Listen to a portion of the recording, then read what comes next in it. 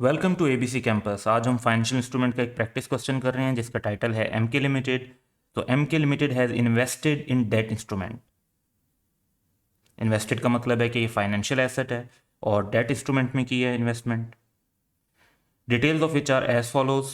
तो face value, premium, transaction cost, coupon rate, term of instrument ये दिया हुआ है। MK limited has a policy to classify investment in debt instrument at amortised cost. ये अब most important है कि हमें क्लासिफिकेशन भी बता दी है। और IRR of debt instrument is 8.9188%, यानी ये इफेक्टिव इंटरेस्ट रेट है। तो अब हम ज़रा पूरे क्वेश्चन को एक बार रीड करते हैं कि फेस वैल्यू हम ले लेंगे।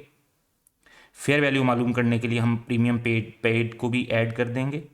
ट्रांजेक्शन कॉस्ट भी इस इन्वेस्टमेंट के अंदर ऐड होंगी क्योंकि एट अमोर्टाइज कॉस्ट है, fair value plus transaction cost per होता है। कूपन रेट के हिसाब से कैश की पेमेंट होगी, 4 ईयर्स का टाइम है, और इफेक्टिव इंटरेस्ट को भी जहन में रखेंगे। तो रिक्वायरमेंट ये है कि prepare the journal entries and relevant extracts from financial statement for ML limited for the whole tenure of above investment. तो हम फाइनेंशियल स्टेटमेंट के एक्सट्रैक्ट्स नहीं बना रहे होंगे, लेकिन वो वैल्यू आपको डिटरमिन करके दिखा देंगे। जर्नल एंट्रीज हम सारी पास करेंगे आज के सोल्यूशन में। सबसे पहले हम जर्नल एंट्रीज़ की अगर तरफ चलते हैं तो हमें उसका फॉर्मेट बना लेना है। 4 ईयर्स का टेन्योर है तो 4 ईयर्स की जर्नल एंट्रीज बनाएंगे। लेकिन सबसे पहला इशू है कि हम इनिशियली किस वैल्यू पर मैयर करें। तो इनिशियल मेजरमेंट में पार वैल्यू जो है वो गिवन है 10,000। प्रीमियम ऐड हो जाएगा ताकि हमारे पास फेयर वैल्यू आ जाए। तो फेयर वैल्यू हमारे पास 10,800 आ जाएगी। क्योंकि अमोर्टाइज्ड कॉस्ट पर है तो ट्रांजैक्शन कॉस्ट भी ऐड होंगी 200 की। तो हमारे पास जो इनिशियल मेजरमेंट है जिस पर हमें ये इन्वेस्टमेंट रिकॉर्ड करनी चाहिए, ये फाइनेंशियल एसेट रिकॉर्ड करना चाहिए, दैट इज़ 11,000। नेक्स्ट इशू ये होगा कि हमें अमोर्टाइज्ड कॉस्ट का शेड्यूल बनाना चाहिए।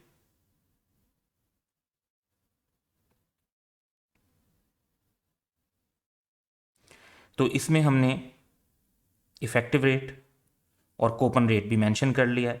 और एक्सट्रैक्ट्स बनाने के लिए सिंपल फिगर्स हमें यहाँ से मिल जाएंगी, क्योंकि जो इफेक्टिव इंटरेस्ट हम कैलकुलेट करते हैं वो प्रॉफिट और लॉस के अंदर एक्सट्रैक्ट्स में शो होगा, और जो हमारा क्लोजिंग बैलेंस होता है वो स्टेटमेंट ऑफ फाइनेंशियल पोजीशन के अंदर एज अ एसेट शो होगा। जब आपका मेचोरिटी में 1 साल से ज़्यादा रहता हो तो नॉन करंट एसेट, और जब 1 साल रह जाए या उससे कम रह जाए तो फिर आप इसको क्लासीफाई कर देंगे एज करंट एसेट। तो फर्स्ट ईयर में हमारा जो ओपनिंग बैलेंस है वो हम ये वाला लेंगे 11,000।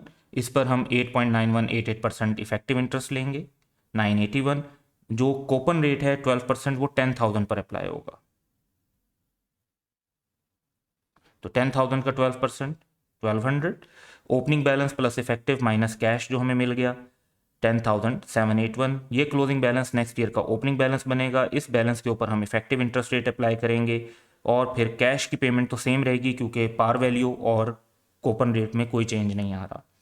क्लोजिंग बैलेंस आएगा नेक्स्ट ईयर का। फिर हमारे पास जो सेकंड ईयर का क्लोजिंग बैलेंस है वो थर्ड ईयर का ओपनिंग बैलेंस बन जाएगा 10,543। इस पे 8.9188% लेंगे तो हमारे पास इंटरेस्ट आ जाता है 940 का, जो एक्सपेंस बनाएंगे 1,200 हमें रिसीव हो जाएंगे। तो क्लोजिंग बैलेंस रह जाएगा 10,283, जो नेक्स्ट ईयर का ओपनिंग बैलेंस बनेगा।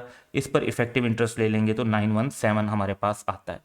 अब जो लास्ट ईयर है उसके अंदर हमें दो पैसे जो है ना, दो तरह के कैश फ्लोज रिसीव होंगे। एक तो 1,200 हमें इंटरेस्ट का रिसीव होगा और 10,000 ओरिजिनल पार वैल्यू रिसीव होगी। और इसके बाद जब हम कैलकुलेशन करते हैं opening balance plus effective interest minus जो हमें कैश रिसीव्ड हुआ है, तो हमारा फाइनेंशियल एसेट जीरो का हो चुका होगा क्योंकि हम सारे पैसे रिसीव कर चुके। अब अगर इसको जर्नल एंट्रीज में रिफ्लेक्ट करना हो तो सबसे पहले 1 जनवरी को हमारी जो इन्वेस्टमेंट है 11,000 की, हम वो रिकॉर्ड करेंगे। तो financial asset debit, bank credit.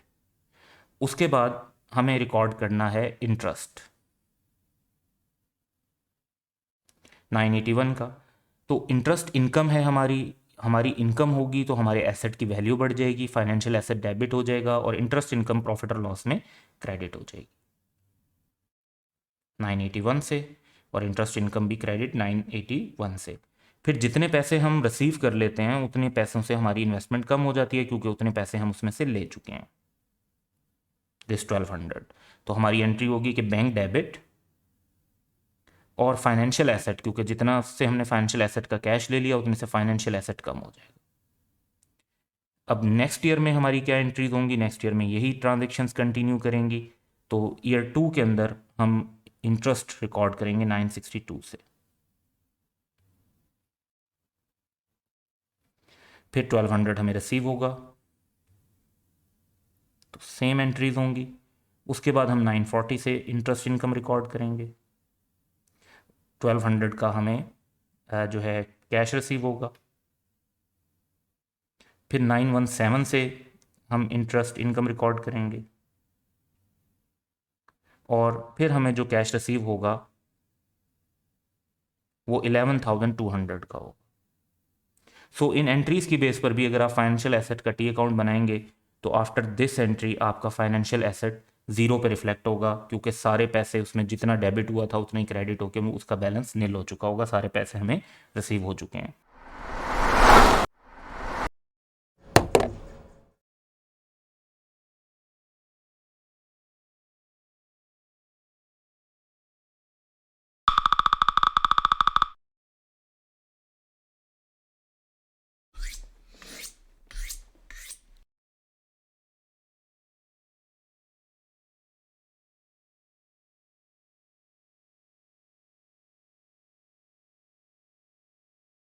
Welcome to ABC campus. आज हम फाइनेंशियल इंस्ट्रूमेंट में प्रैक्टिस क्वेश्चन कर रहे हैं जिसका नाम है कलाम लिमिटेड। सो डाटा ये है कि Kalam limited has invested in a debt instrument. Invest किया, इसका मतलब है फाइनेंशियल एसेट है और डेट इंस्ट्रूमेंट है। Details of which are as follows: face value, premium, transaction cost, coupon rate, term of instrument दिया हुआ है। Kalam limited has a policy to classify investment in debt instrument at fair value through other comprehensive income. तो classification हमें बताई हुई है तो straight forward हो जाता है हमारे लिए। तो अब हम अगर डाटा देखते हैं तो फेस वैल्यू में हम प्रीमियम को ऐड करेंगे और उसके बाद ट्रांजैक्शन कॉस्ट को भी ऐड करेंगे, क्योंकि हमने fair value plus transaction cost per record करना है थ्रू ओसीआई में। 16% कूपन रेट है, 4 ईयर्स का टाइम है, और IRR ऑफ द इंस्ट्रूमेंट मतलब इफेक्टिव रेट ऑफ इंटरेस्ट दिया हुआ है 10.95%। फेयर वैल्यूज भी दी हुई हैं ईयर 1, 2 और 3 की। ईयर 4 की फेयर वैल्यू इसलिए नहीं दी हुई कि क्योंकि जब इंस्ट्रूमेंट अपनी लाइफ कंप्लीट कर लेगा और हम सारे पैसे ले चुके होंगे तो उसकी फेयर वैल्यू डेफिनेटली तब जीरो होगी। तो ये फेयर वैल्यूज का डाटा भी गिवन है। रिक्वायरमेंट ये है कि prepare the relevant entries for 3 years in respect of above investment by Kalam limited. तो हम 3 ईयर्स नहीं, हम 4 ईयर्स तक जाएंगे ताकि कंप्लीट एनालिसिस भी कंप्लीट हो और हमारे सामने कंप्लीट पिक्चर आए कि फेयर वैल्यू थ्रू ओसीआई की सिचुएशन में क्या इम्पैक्ट आते हैं। तो एग्ज़ाम में तो आपको 3 ईयर्स पूछे में तो आप 3 ईयर्स की ही एंट्रीज दें, लेकिन हम सिर्फ एक स्टेप एक्स्ट्रा जा रहे हैं। सबसे पहले तो हम फेयर वैल्यू थ्रू ओसीआई की इन्वेस्टमेंट है तो इसकी इनिशियल मेजरमेंट कर लेते हैं। पार वैल्यू 10,000 गिवन है, इसके अंदर हम प्रीमियम ऐड कर देंगे तो हमारे पास फेयर वैल्यू आ जाएगी 11,245। ट्रांजैक्शन कॉस्ट ऐड करेंगे तो हमारे पास वैल्यू आ जाएगी जिस पर हमें इसे रिकॉर्ड करना चाहिए 11,570। अब वैसे तो ये फेयर वैल्यू थ्रू ओसीआई की इन्वेस्टमेंट है, लेकिन इसके लिए हमें अमोर्टाइज्ड कॉस्ट का शेड्यूल भी बनाना पड़ेगा, क्योंकि IFRS 9 की रिक्वायरमेंट है कि जो इंटरेस्ट आपने रिकग्नाइज करना है प्रॉफिट और लॉस में वो सेम होगा अगर ये financial asset amortised cost per classify और मैयर हुआ होता तो वो वाला। तो इसके लिए हमें इसकी वो इफेक्टिव इंटरेस्ट कैलकुलेट करना पड़ेगा जो हमने अमोर्टाइज कॉस्ट में अगर कैलकुलेट करते तो क्या होता। तो उसके लिए उसका अमोर्टाइज कॉस्ट का शेड्यूल बना लेते हैं। हमने इफेक्टिव रेट भी ले लिया और कूपन रेट भी ले लिया। तो ईयर 1 में हम 11,570 से शुरू करेंगे, 10.95% इफेक्टिव रेट आ जाएगा हमारे पास। 1267 जो हमें कैश रिसीव होगा वो 16% ऑफ 10,000 होगा, तो पार वैल्यू के ऊपर अप्लाई होगा। 1600 का कैश रिसीव होगा, क्लोजिंग बैलेंस आ जाएगा हमारे पास, ये नेक्स्ट ईयर का ओपनिंग बैलेंस बन जाएगा। इस पर फिर इफेक्टिव इंटरेस्ट लेंगे, 1600 का कैश रिसीव होगा, क्लोजिंग बैलेंस आएगा, नेक्स्ट ईयर का ओपनिंग बैलेंस बनेगा। फिर इस पर इफेक्टिव इंटरेस्ट लेंगे, 1600 का कैश रिसीव होगा और फिर हमारे पास क्लोजिंग बैलेंस आ जाएगा। सो closing balance is basically opening balance plus effective interest minus cash जो हम रिसीव कर रहे हैं उसके इक्वल है। अब ये जो क्लोजिंग बैलेंस है ये 4th ईयर में हमारा ओपनिंग बैलेंस बन जाएगा। इस पर हम 10.95% का इफेक्टिव इंटरेस्ट प्रॉफिट और लॉस में रिकग्नाइज करेंगे। अब हमें जो पैसे रिसीव होंगे वो दो कैश फ्लोज होंगे, एक इंटरेस्ट का और एक ओरिजिनल अमाउंट हमें रिसीव हो जाएगी 10,000 की। और ये सब रिसीव करने के बाद जो हमारा क्लोजिंग बैलेंस बचता है यानी 10457 plus 1143 minus 1600 minus 10,000 that would be zero. तो ये अमोर्टाइज्ड कॉस्ट यहाँ पे प्रूव भी हो जाती है कि हमारा इफेक्टिव इंटरेस्ट रेट करेक्ट था। लेकिन हमें इसमें से जो बेसिकली कॉलम चाहिए वो सिर्फ ये चाहिए। असल में जो हमने बनाना है वो फेयर वैल्यू थ्रू ओसीआई के लिए शेड्यूल बनाना है, जो काफ़ी हद तक सिमिलर है लेकिन उसमें दो कॉलम एक्स्ट्रा हैं। तो ईयर 1 में हम इसी वैल्यू से शुरू करेंगे 11570 से। अब इफेक्टिव इंटरेस्ट जो है वो हमने अमोर्टाइज कॉस्ट वाला लेना है 1267। अब ये हम वैसे तो 11570 पर भी कैलकुलेट करते तब भी सेम आ जाता, लेकिन जो हम असल में यूज़ कर रहे हैं वो ये वैल्यू कर रहे हैं। जो कैश फ्लोज हैं वो तो जाहिर बात है सेम ही रहे हैं, तो ये कॉलम भी बिल्कुल सेम बनेगा। अब हमारे पास टोटल आ जाएगा। फर्स्ट ईयर में तो ये भी सेम होगा, लेकिन अब हमारे पास फेयर वैल्यू की इंफॉर्मेशन है। क्वेश्चन में फेयर वैल्यू हमें दी हुई है 11500, तो उससे एज अ बैलेंसिंग फिगर हमें गेन निकल आता है 263 का। अब ये जो फेयर वैल्यू है ये नेक्स्ट ईयर का ओपनिंग बैलेंस बनेगी। अब यहां पर आकर अगर आप देखें तो चीज़ें चेंज हो गई, लेकिन जो प्रॉफिट और लॉस में इंटरेस्ट हम रिकॉर्ड करेंगे वो सेम करेंगे।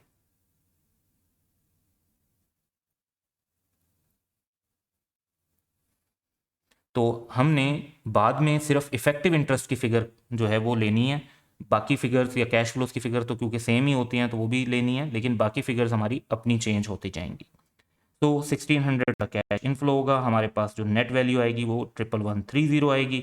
अब हमें क्वेश्चन में फेयर वैल्यू 11200 की दी हुई है, विच मीन्स के हमारे पास 70 का गेन आ जाएगा 1100 200 की बेस पे। Now this closing value would become next years opening value. इस पर हम इफेक्टिव इंटरेस्ट ऊपर से ही लेंगे 1190, 1600 का कैश फ्लो, नेट हमारे पास 10790 आएगा। अब क्वेश्चन में हमें फेयर वैल्यू 10,700 दी हुई है, विच मीन्स के हमारे पास 90 का लॉस आ जाएगा। तो 10,700 नेक्स्ट ईयर का हमारा ओपनिंग बैलेंस बन जाएगा। 1143 का इंटरेस्ट हमने यही वाला लिया है, और फिर अब हमें 1600 इंटरेस्ट और 10,000 पार वैल्यू रिसीव हो गई। तो हमारा नेट बैलेंस स्टिल 243 का आ रहा है, लेकिन क्योंकि फेयर वैल्यू जो है वो ज़ीरो हो जाएगी, क्योंकि हम जब सारे पैसे रिसीव कर चुके हैं तो हमारी फाइनेंशियल एसेट की फेयर वैल्यू ज़ीरो है, तो 243 का लॉस रिकॉर्ड करेंगे और फाइनेंशियल एसेट ज़ीरो पे रिफ्लेक्ट हो रहा होगा। अब हमारे लिए जो शेड्यूल इंपॉर्टेंट है वो ये है, और अगर ये कैलकुलेशन हम अपने सामने रखते हैं तो इसकी बेस पर सारी जर्नल एंट्रीज पास हो सकती हैं। तो हम जर्नल एंट्रीज पास करेंगे ओवर 4 ईयर्स, लेकिन उसके लिए पहले हमें शेड्यूल चाहिए। तो शेड्यूल जो हमने पहले बनाया था उसी को हम ले लेते हैं। तो इनिशियल इन्वेस्टमेंट ईयर 1 में हमारी 11570 की हो रही है। Financial asset debit, bank credit. Same year में हमें जो इंटरेस्ट इनकम रिकॉर्ड करनी है, जितने से हमारी इनकम होगी उतने से हमारा फाइनेंशियल एसेट की इन्वेस्टमेंट भी बढ़ जाएगी 1267।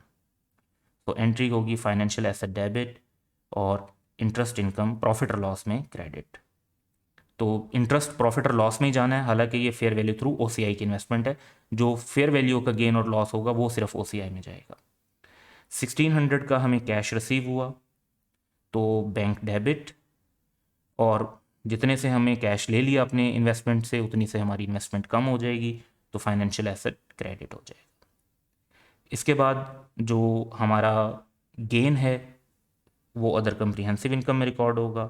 गेन का मतलब है कि हमारी इन्वेस्टमेंट की वैल्यू बढ़ गई है, तो फाइनेंशियल एसेट डेबिट और गेन अदर कंप्रीहेंसिव इनकम में क्रेडिट।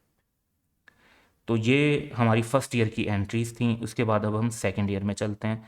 तो सेकेंड ईयर में अब हम दोबारा इंटरेस्ट इनकम रिकॉर्ड करेंगे 1230 की। 1600 का कैश रिसीव रिकॉर्ड करेंगे, सेम एंट्रीज चलेंगी। और 70 का गेन अदर कम्प्रीहेंसिव इनकम में रिकॉर्ड करेंगे। इससे नेक्स्ट ईयर में जाते हैं तो वंस अगेन हम 1190 का इंटरेस्ट रिकॉर्ड करेंगे, 1600 का कैश रिसीव हुआ वो रिकॉर्ड कर लेंगे। और अब 90 का लॉस है। लॉस का मतलब ये है कि हमारी जो एंट्री है उसमें एसेट की वैल्यू कम हो जाएगी, तो लॉस डेबिट और फाइनेंशियल एसेट क्रेडिट करना होगा। तो हम लॉस अदर कम्प्रीहेंसिव इनकम में डेबिट करेंगे और फाइनेंशियल एसेट को क्रेडिट करेंगे। तो ईयर 3 में हमने अब लॉस रिकॉर्ड किया है। इसके बाद हम जो है नेक्स्ट ईयर पे चलते हैं तो 1143 का इंटरेस्ट रिकॉर्ड करेंगे। 1600 और 10,000 मिलाकर हमारे पास 11,600 बनते हैं। इसका हमें कैश रिसीव हुआ वो रिकॉर्ड कर लेंगे और 243 का लॉस रिकॉर्ड कर लेंगे। अब ये सारी अगर हम एंट्रीज कर लेते हैं तो हमारे फाइनेंशियल एसेट का बैलेंस जीरो होगा। इंटरेस्टिंगली जो हमने अदर कम्प्रीहेंसिव इनकम में ओवर द लाइफ जितना गेन रिकॉर्ड किया है उतना ही लॉस रिकॉर्ड किया है, तो वो भी हमारा मैच करता है। फॉर एग्जाम्पल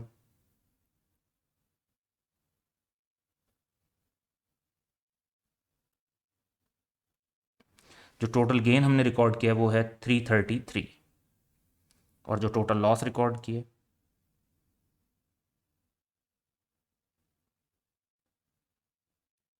वो भी 333 है। तो इसका मतलब है कि हमारा जो अदर कम्प्रीहेंसिव इनकम का के अंदर जो इम्पैक्ट गया और वो फिर वहाँ से फेयर वैल्यू रिजर्व में गया वो ओवर द लाइफ जाकर वो ज़ीरो का ही इम्पैक्ट है। तो ये क्वेश्चन था जिसमें हमने एंट्रीज पास करनी थी fair value through other comprehensive income की, फाइनेंशियल एसेट की, जर्नल एंट्रीज।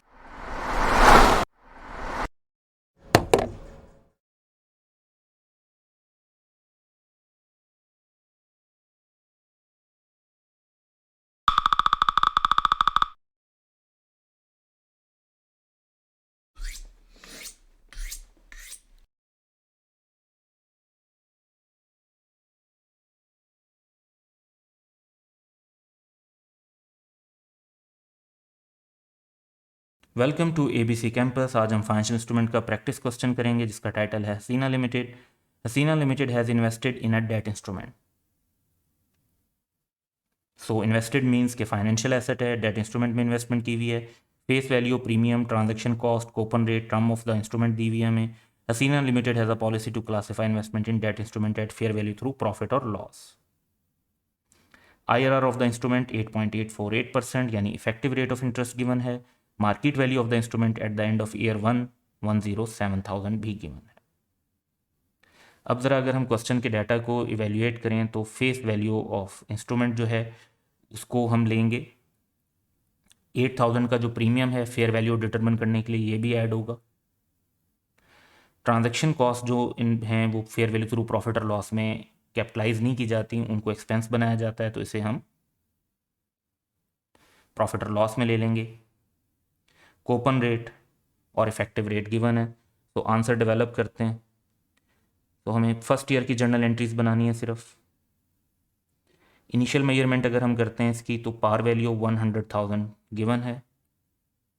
उसके बाद 8,000 का प्रीमियम भी हमें इसके अंदर ऐड करना चाहिए ताकि हमें फेयर वैल्यू मिल जाए, that is 108,000। Transaction cost given है लेकिन उन्हें हम एक्सपेंस बनाएंगे, उन्हें हम एसेट की कॉस्ट के अंदर ऐड नहीं करेंगे। सो हमारा जो इंस्ट्रूमेंट है वो फेयर वैल्यू पर ही रिफ्लेक्ट होगा 108,000। अब हमारी जो एंट्रीज होनी चाहिए 1 जनवरी को जब हमने इन्वेस्टमेंट की तो हम फाइनेंशियल एसेट 108,000 पे रिकॉर्ड करेंगे। ट्रांजैक्शन कॉस्ट को एक्सपेंस बना देंगे प्रॉफिट और लॉस में, और बैंक से ये टोटल पेमेंट जो हुई है ये रिकॉर्ड कर देंगे। इसके बाद हमारा कूपन रेट 12% है, तो पार वैल्यू पर जब हम अप्लाई करेंगे तो हमें जो इंटरेस्ट रिसीव होगा ईयर एंड तक वो 12,000 बनता है, ये हम प्रॉफिट और लॉस में रिकॉर्ड कर देंगे।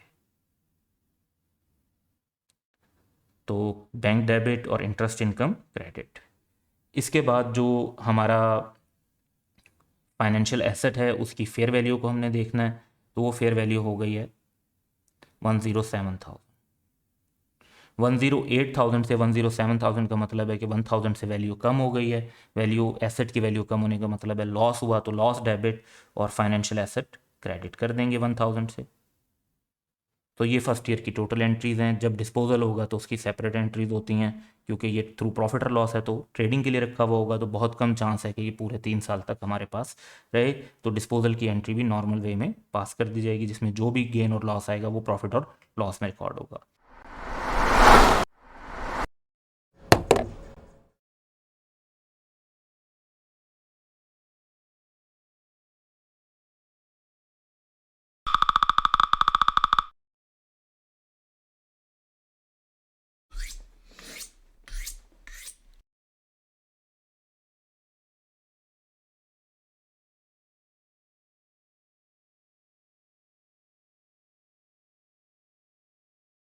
Welcome to ABC campus. आज हम फाइनेंशियल इंस्ट्रूमेंट में प्रैक्टिस क्वेश्चन कर रहे हैं, जिसका टाइटल है राशिद इंडस्ट्रीज़ लिमिटेड।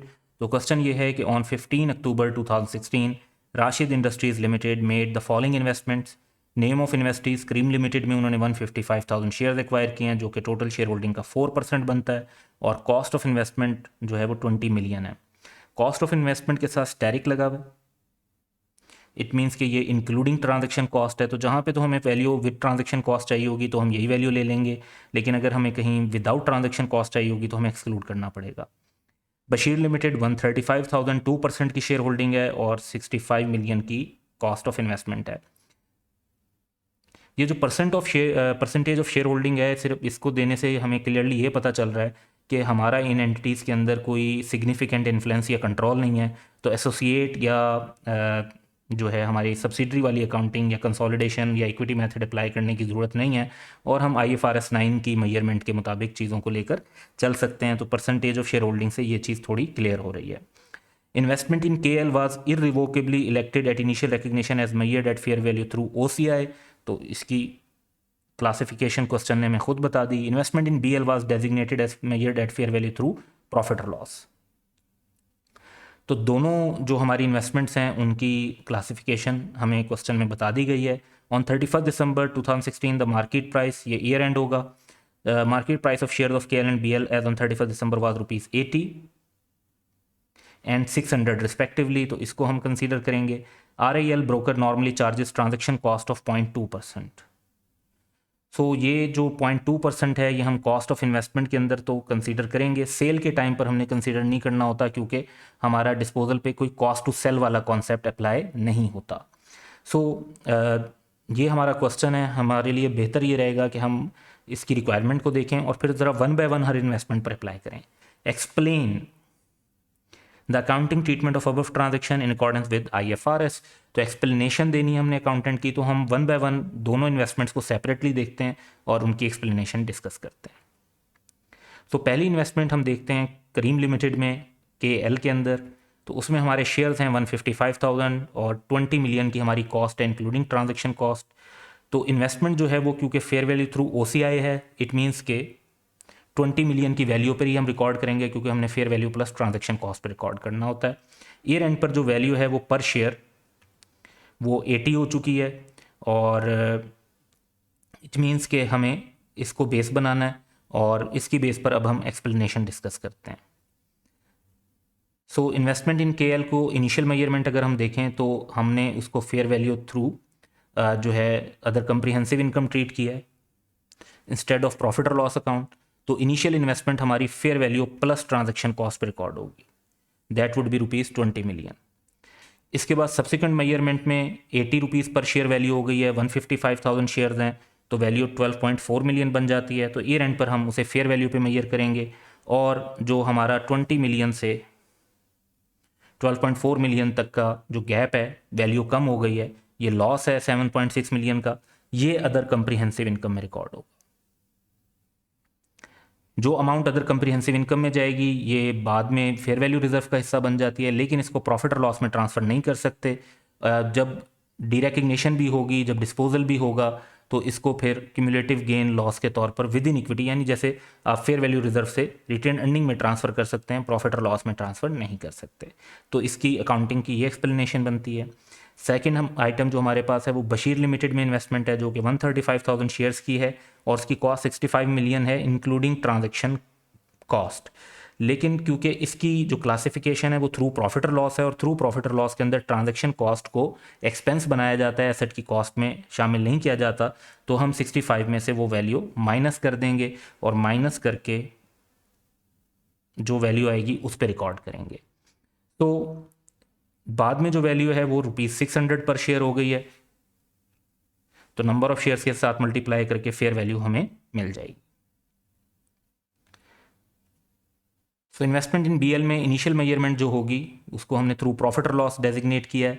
तो ट्रांजैक्शन कॉस्ट जो है वो 65 मिलियन का 2/102%, क्योंकि जो अमाउंट हमें दी हुई है वो 2% ट्रांजैक्शन कॉस्ट इंक्लूड करके दी हुई है, तो वो 100 + 2% 102% है। 102 से डिवाइड करेंगे, 2 से मल्टीप्लाई करेंगे तो 2% ट्रांजैक्शन कॉस्ट आ जाएगी 0.13 मिलियन। ये प्रॉफिट और लॉस में एक्सपेंस के तौर पर रिकग्नाइज हो जाएगी। जो हमारी इन्वेस्टमेंट है वो ट्रांजैक्शन कॉस्ट एक्सक्लूड करके जो बाकी हमारी वैल्यू है उस पर रिकॉर्ड होगी, that is 64.87 million. Subsequent measurement straight forward है कि 135,000 शेयर्स हैं और 600 पर शेयर वैल्यू है। तो ₹81 मिलियन पर अब ये जो डिफरेंस है, हमारी वैल्यू इंक्रीज हो गई है तो गेन आ रहा है, ये गेन हम प्रॉफिट और लॉस अकाउंट में रिपोर्ट कर देंगे। सो ये दो इन्वेस्टमेंट्स थी और उनकी अकाउंटिंग ट्रीटमेंट की एक्सप्लेनेशन थी।